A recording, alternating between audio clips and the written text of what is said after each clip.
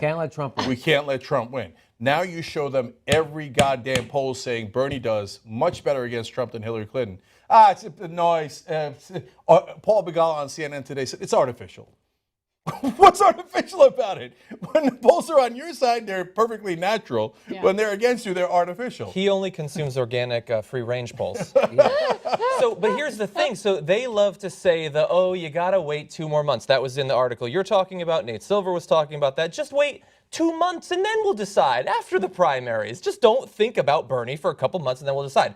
But the thing is that those 2 months are going to go by. They are going to go by. Bernie's not going to drop out. He's going to take it to the convention. And I don't believe his numbers are going to tank in the next 2 months. She's been doing worse the past couple of weeks than she was a month or 6 weeks ago.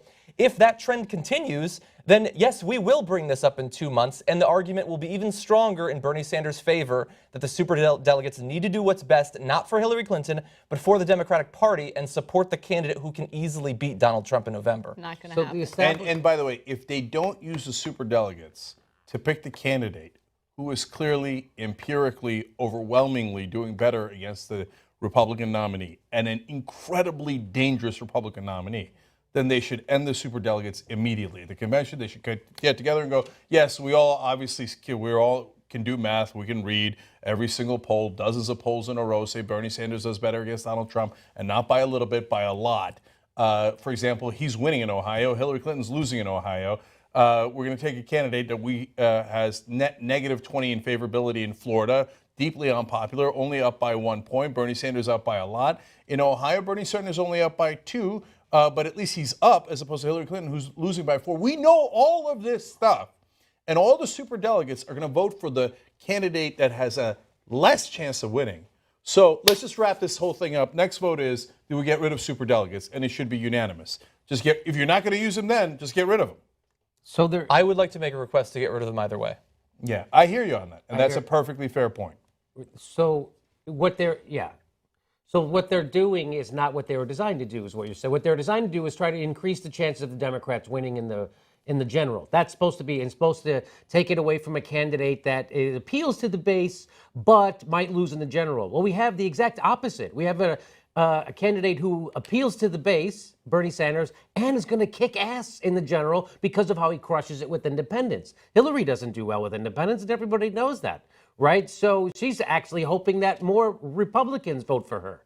So same people, Nate Silver, great article the other day in the Washington Post about if people like Nate Silver wouldn't have not dismissed Donald Trump, which is what they did all year long. Yep. Dismiss him, don't pay attention. And they're doing it now. And he won. Yes. They said, don't pay attention. Maybe if you guys would have paid attention to him in October or September or August and did a little critical journalism and said what would really, hey, this guy's got a real shot of winning. Maybe if you would have said the reality back then, maybe he wouldn't have won. Maybe people would have looked at this race a little differently. And you're doing the same goddamn thing today. Pay no attention. Pay no attention to how people actually feel about the candidate. Look, Ben's not here to defend himself, but Ben and I had a debate about Nate Silver in this particular election.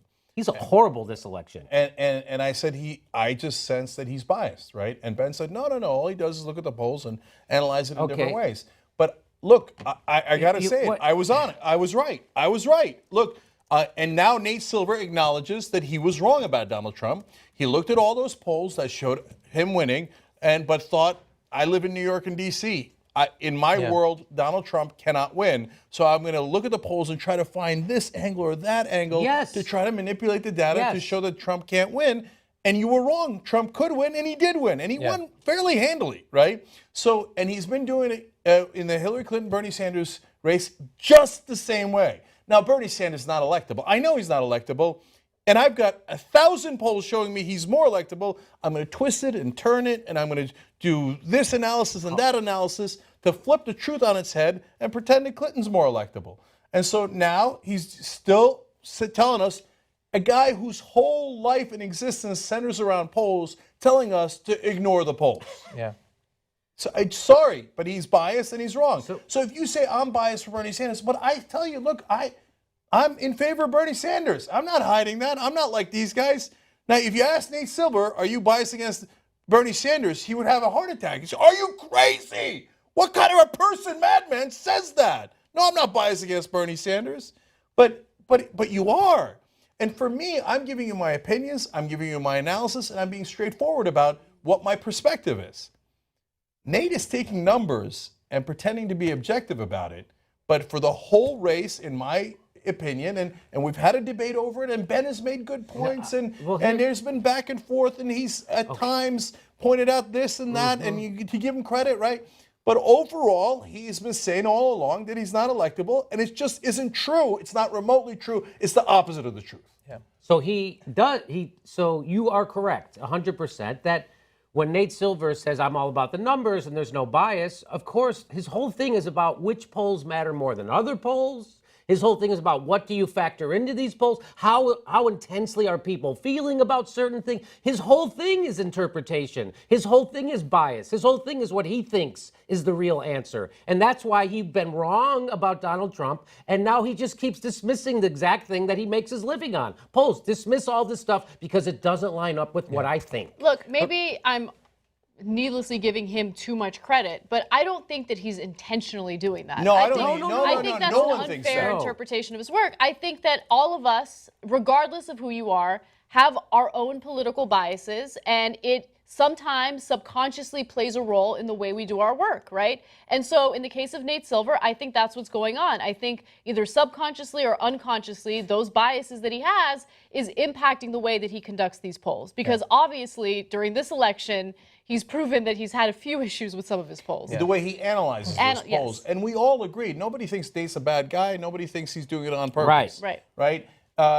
I just think that it's imperative for him, especially given what he does, to be a little bit more clear-eyed about this, and he really, really hasn't been. And even if you say, okay, forget it, Cenk, I'm not going to listen to anything you say about Bernie Sanders, even if you come at me with 1,000 points of data, I'm even going to ignore the data because I think you're biased. Okay, fine, forget that part of it, right? But listen to what Jimmy just said. He underestimated Donald Trump throughout the entire primaries. He dismissed the own polling, not his polling, but the polling that he's analyzing. And he's doing it again today. And it's a critical mistake when he lulls all of the establishment into thinking, oh, Donald Trump could never win. And today there's polling showing he's got an excellent chance of winning. And yet everybody goes, oh, no, even Nate Silver says he can't win. It's okay, Hillary's going to cruise to victory. Well, she's not. And can I just say, look, when I looked at the polling, you look at the numbers, she has huge advantages in women. He has equal advantages in men. So if you leave that part out, well, that's problematic, right? She has enormous advantages with minorities. He has huge leads with white Americans. Okay, that's how it stands today. He also has to, though. Are we not? Yeah, I got it. But are we not aware that the election is in November and that numbers can change? Of course! They always treat us like we're children. Like, oh, yeah, please, you know that the election is months away. And there are many polls between now and then. Oh, really? Oh, I've only been covering politics for over 20 years. And how many elections have I been through? About 5 right now, right? Mm-hmm. Oh, golly gee, will there be more polls later? Oh, thank you for letting me know that, right? No, that's it. They're done with the polls. Yeah, they're done, right? So we know, but we're trying to get you to open your eyes because it's dangerous to ignore the clear warning signs here that Donald Trump can win. Yes, he can, unfortunately. So there's a pretend pundit that was invented by these writers for the Washington Post called Carl Diggler. I don't know if you've heard of him. But so there's this guy they made up, he's pretend, and he makes predictions. Carl Diggler has been way better than Nate Silver this year in predicting the outcomes of races. And then they break it down. The Washington Post said that, the guys who made up this character, and they're breaking it down, why Nate Silver is so off. And here's just one thing that speaks to our thing about bias. They say that because Silver, he has a dogmatic adherence to the idea of the party decides, which is a thesis in political science that says nominees are chosen by party establishment elites. And that's in Nate Silver's head. He subscribes to that theory, that the party establishment is not going to allow Donald Trump to be, oh, they just did. oh my God, they just did allow him to become the nominee. Yeah. They're not going to until the. So that's his bias. And that's not saying he's a bad guy or he's trying to screw over it. He doesn't want to be wrong. He thinks he's right. That's why he does it that way. Well, and of course, if you have that bias, you're not just going to have that bias when it comes to the Republican Party. Of course. But in the Democratic Party, in some ways, has a stronger party structure, especially with something like superdelegates. So if you believe that about the Republicans, then the Democrats also would be choosing. And the thing that frustrates me the most, look, I'm not going to get onto him as much about the underestimating Donald Trump, because most people didn't think that Donald Trump could win, including myself. The reason being that it turns out Donald Trump is something like a once-in-a-lifetime politician. Well, you know who's not a once-in-a-lifetime politician? All the other politicians. And so we try to use the context of prior elections, our experience covering things, using our expectations and our knowledge. And once in a while, you're wrong when someone's revolutionary in a ridiculous way. But most of the time, it's right, which is why I think that predicting that he would have gone on to loss most of the time would have been the right thing.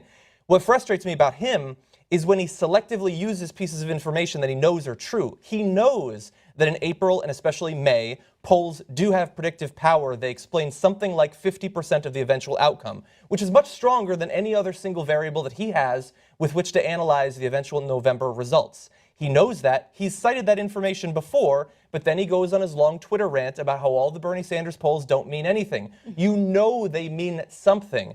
The idea that you can simply say, and this is outside of the bounds of his expertise as a pollster, oh, he'll be attacked.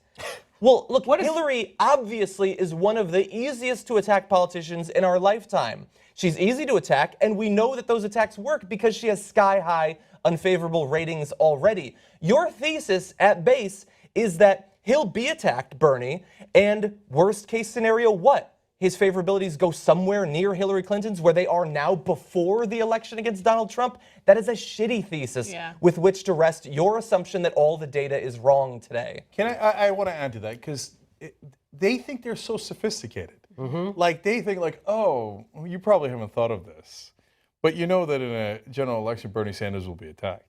Yeah, no shit, Sherlock. Again. Yeah, of course we know that. Again. Right, but so will Hillary Clinton. So if she starts out with unfavorables in the state of Florida, as an example, but this is relatively true throughout, of minus 20 points, and he's the only candidate in the race, and he was even with Ted Cruz, John Kasich, that are positive favorables. He's only, and look, we're honest about what the reality is. He's only at +2 favorables in that same poll, right?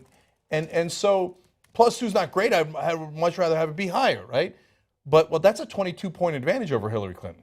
So even if they did record-breaking attacks against him, it would take a lot of attacks to get him to minus 20. And it's not like they'll attack Bernie Sanders, but they will not attack Hillary Clinton. Yeah, right? I know. And it takes a long time for those attacks to work, right? So they've already had all that time to bring down Hillary Clinton's numbers. They won't have as much time to bring down Bernie Sanders' numbers. So you're talking about a candidate, whether it's right or wrong, you agree with it or disagree with it. And I think a lot of the attacks against Hillary Clinton by the Republicans have been monstrous and completely wrong, but they have already worked. Yes. So you have a damaged candidate. Maybe you feel bad about that and you feel that's unfair to her, but that is a reality. And for you to have a speculative thesis